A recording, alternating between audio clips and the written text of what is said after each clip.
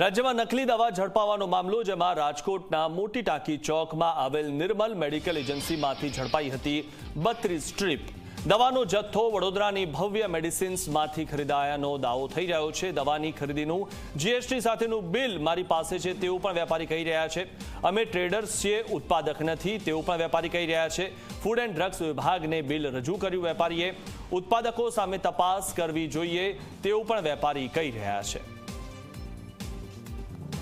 રાજ્યની અંદર જે નકલી દવાઓ મળી રહી છે ને તેને લઈ અને ખાસ કરીને રાજ્ય સરકારની જે ફૂડ એન્ડ ડ્રગ વિભાગ છે તેમના દ્વારા અલગ અલગ જે મેડિકલ સ્ટોર અલગ અલગ શહેરોના છે કે ત્યાંથી નમૂનાઓ છે તે લેવામાં આવ્યા હતા અને જે જગ્યાએ નમૂનાઓ છે તે લીધા હતા તેમાંથી નિર્મલ મેડિકલ સ્ટોર જે રાજકોટના મોટી ટાંકી ચોક નજીક આવેલું છે ત્યાં અત્યારે તેમનો જે રિપોર્ટ જે રીતના રાજ્ય સરકારે જાહેર કર્યો છે તેની અંદર 32 જેટલી સ્ટ્રીપ ડુપ્લિકેટ હોવાનું સામે આવ્યું છે। આ મેડિકલ સ્ટોર તમે ચલાવો છો, ખાસ એવું કહેવામાં આવે છે કે આજે 32 જેટલી જે સ્ટ્રીપ સીલ કરી હતી એ ડુપ્લિકેટ છે, વેચવા લાયક નથી, એની અંદર જે કન્ટેન્ટ હોવું જોઈએ એ નથી।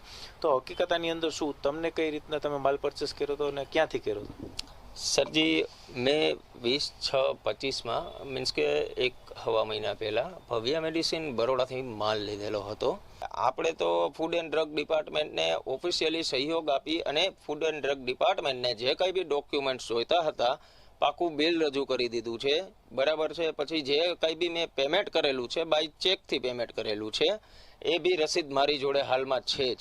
પ્લસ B2B જે જીએસટી આપણે ઓફિશિયલ ગવર્મેન્ટ સાઇડ જીએસટીમાંથી B2B નું બિલ બી પાર્ટીએ અપલોડ કરેલ છે, એની બી મારી પાસે પ્રિન્ટ છે। તો હકીકતમાં આમાં તપાસ ક્યાં થવી જોઈએ, આ ક્યાં ઉત્પાદન થાય છે એમાં તપાસ થવી જોઈએ, કઈ રીતના તપાસ થવી જોઈએ? જે મેન્યુફેક્ચરર આના કરતા હરતા હોય, બરાબર છે, ઓફિશિયલી એના હસ્તક જ એ લોકોએ કરવું પડે।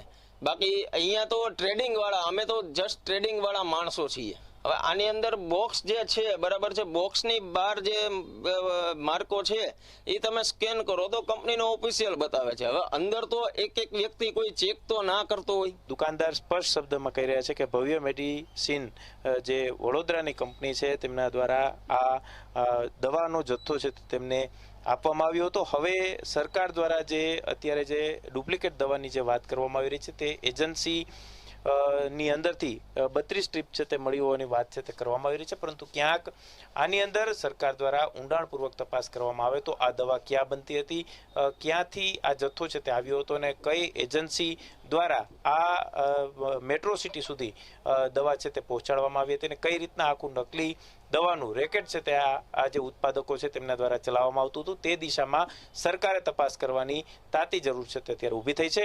હવે ફૂડ એન્ડ ડ્રગ વિભાગ કઈ રીતના કાર્યવાહી કરે છે તે જોવું સૌથી મહત્વનું રહેશે। કેમેરા પર્સન ઉદય પવાર સાથે ગૌરવ દવે, ઝી મીડિયા,